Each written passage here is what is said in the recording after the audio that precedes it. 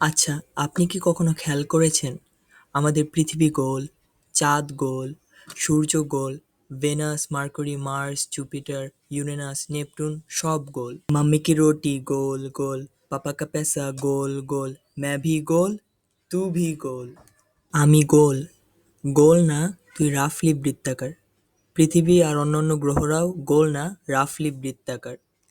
Question: কেন সব গ্রহরা রাফলি বৃত্তাকার? Well, the answer is gravity. Gravity হচ্ছিল এমন একটা ফোর্স যেখানে দুটি বস্তু তাদের একে অপরকে তাদের সেন্টার অফ ম্যাসের দিকে অ্যাট্রাক্ট করে। When these celestial bodies like planets are formed, gravity কি করে?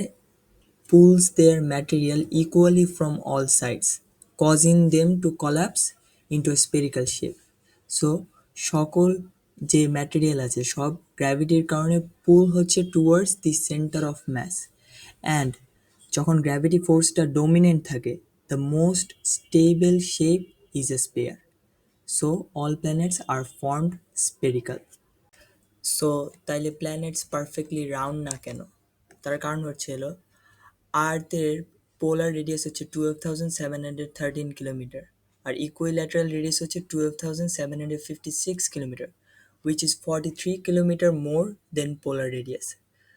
সো আর্থ হচ্ছে নিজের এক্সিসে রোটেট করে about 1674.4 kilometre per hours. So a centrifugal force is created, and এই ফোর্সের কারণে আর্থ চ্যাপ্টা হয়ে যায় 43 কিলোমিটার। শুধু আর্থ না, সব প্ল্যানেটই এরকম একটু একটু চ্যাপ্টা হয়। আপনাদের কাছে আমার প্রশ্ন হচ্ছে, অ্যাস্ট্রয়েড তো একটা সেলেস্টিয়াল বডি, তাহলে অ্যাস্ট্রয়েড কেন রাউন্ড হয় না?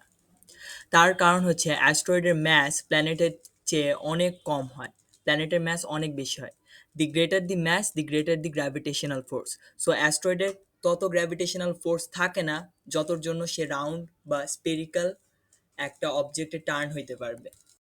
আগডুম বাগডুম ঘোড়াডুম, সাইনিং অফ।